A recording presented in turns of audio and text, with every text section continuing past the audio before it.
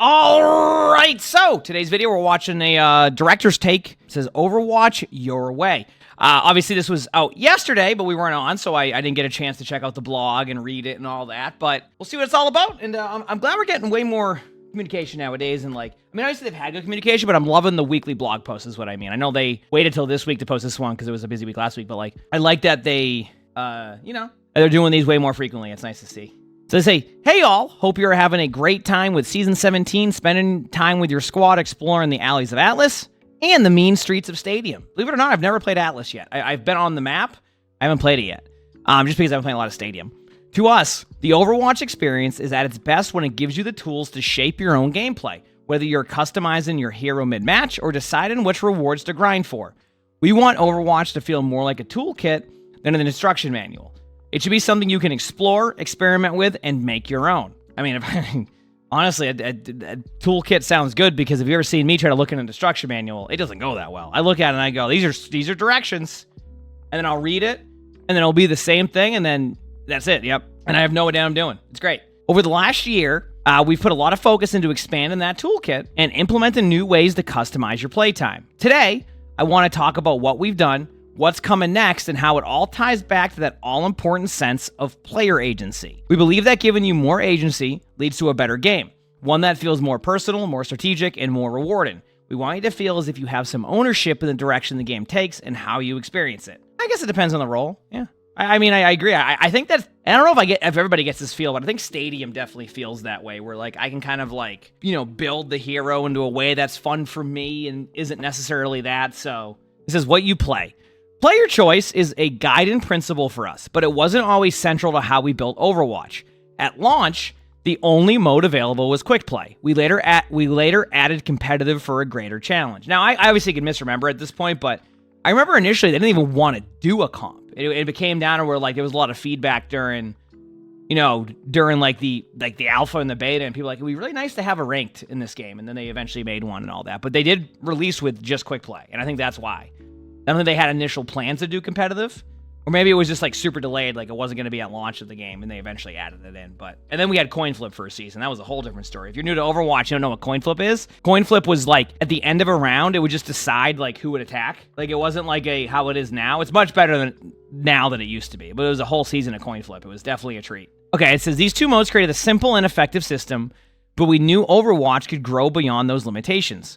These days, you have many more options to choose from, including both ranked and unranked 6v6 queues, as well as our newest mode, Stadium. Those additions demonstrate the delicate balance we're always trying to hit, listening to what players are asking for, while also finding moments to surprise you with innovative ways to dive in. Right now, Overwatch has 5 main ways to play Overwatch, with a 6th, unranked Stadium, coming in Season 18, which I'm glad they're going to have that. It'll be nice to finally have the unranked Stadium. I know a lot of people are looking forward to this season, but next season, that will be nice to have.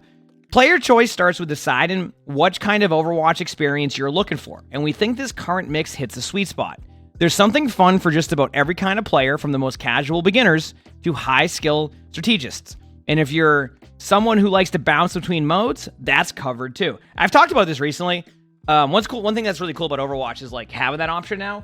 Before it was okay, you're playing ranked, and if you didn't like it as much, it was okay, well, now I'm going to wait for the next balance patch. I'm going to wait for the next, all this stuff, right?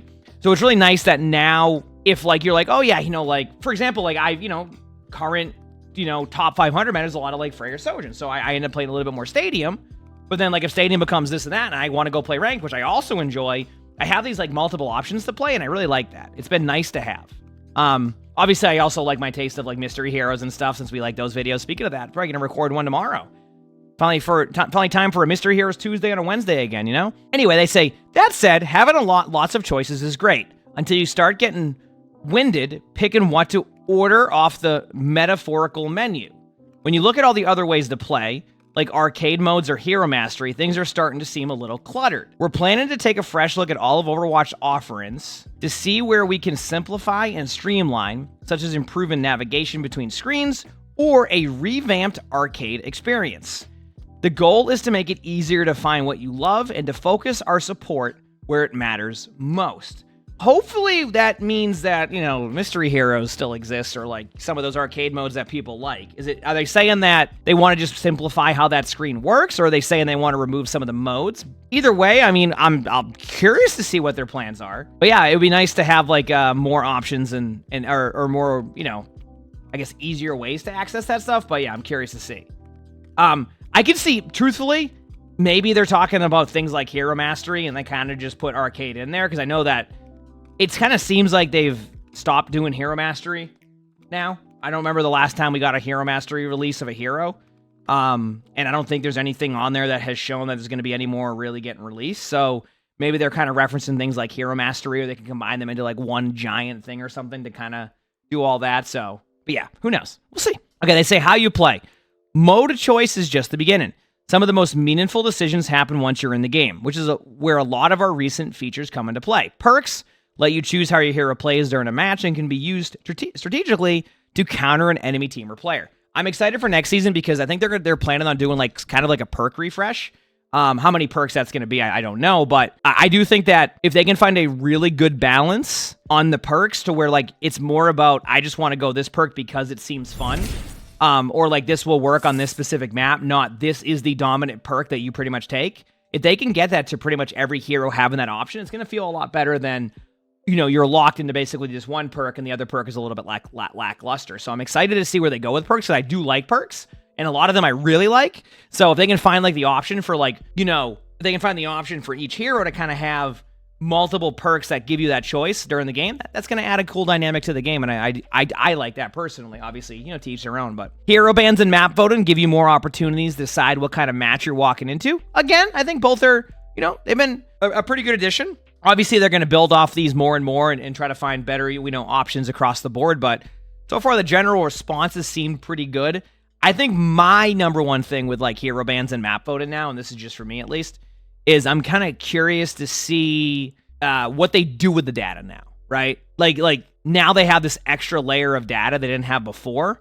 What do they do with that now? If a hero's getting banned a lot, what's their plan? If a map isn't ever getting voted for, what's the plan from there? And I'm really curious to see. That may not be something we don't see for a half a year, but I do want to see where that kind of takes that. Okay, you said Stadium Armory. You said lets you totally reshape how a hero works in that mode, encouraging you to push abilities and counter strategy to the limit. I do like Stadium Armory. I think it's nice to have. It also makes us don't have to remember everything. These kinds of systems allow more creativity, strategy, and personal expression. They also add a layer of depth we felt Overwatch was missing and give us more ways to keep things fresh from season to season. On that note, we have a big update to perks coming in Season 18, and we're already thinking about what else we can do to give players more control mid-match. This kind of work is tricky. We want to offer more meaningful choices, increase strategy and depth, and really deliver on the power fantasy of each hero. But adding all of that can easily make the game feel too complex.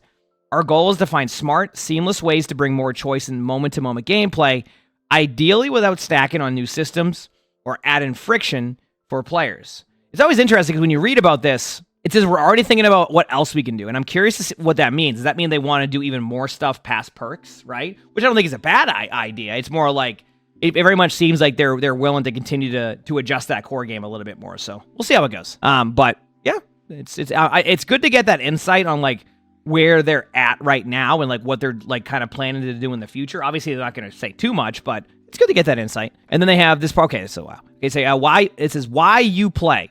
Choice doesn't stop when the match ends. One of the most meaningful areas of player agency includes all the ways you tailor your experience outside of active matches, through progression, rewards, and connecting with others.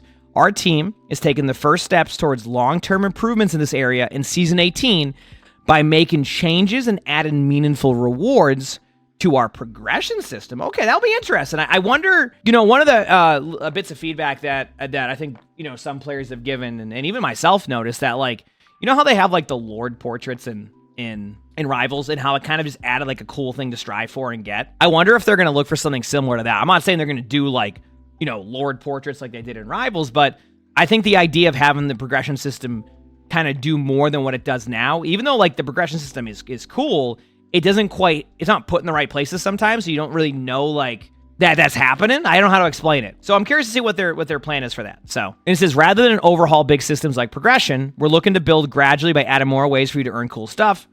chase your chosen goals, and feel rewarded for your time. A good example of this was the recent reintroduction of loot boxes. We've also heard feedback that you're missing certain features that brought personality to matches, like the old end of match voting cards. Even if you can't be hailed as the MVP every game, that kind of social expression matters, and we may have some ideas on how that could return. We're also looking at changes to the endorsement system and iterate in other ways players can recognize and interact with one another in positive, supportive ways. It's cool they're doing, I know people have asked for the end of match voting cards. I think, sounds like they want to bring that back in some way. What that will be, don't really know. And then, looks like they're also continuing to look at the endorsement system, which, we can agree is a pretty outdated system. They've made some slight adjustments, but it feels like they probably made all the adjustments they could without actually doing a little bit more with it.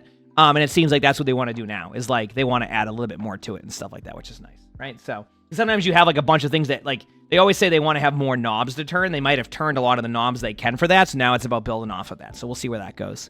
At the end of the day, our goal is to give you the freedom to engage with Overwatch in the way that fits you best, to support those choices with solid and meaningful rewards.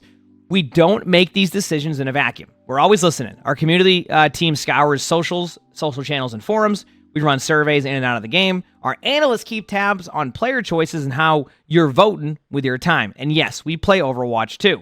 All of these, is that like Overwatch 2 or like Overwatch 2? All of these methods help us understand how you're using the tools we've built and what else we can add to the kit. We'll keep listening, keep evolving, and keep adding ways to make Overwatch yours. Thanks for reading. Let's make a great game.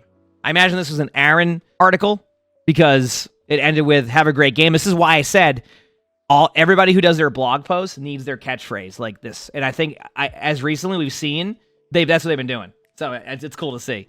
But yeah, good blog post. Again, a lot of like information, but we don't really know where it's going type of information. So it's kind of more like a teaser to things that come. I'm curious to see what they're going to be. It sounds like they really want to expand more and more on their systems, which I think is like something I've talked about recently, is that it feels like Overwatch is in a state now where they can kind of make the game they want to make. And it's not really catching up on features. It's about building off of features now or creating features they want to do, right? Because before it felt like when Overwatch 2 released, it had a lot of stuff missing, like feature-wise, right? That you normally would expect.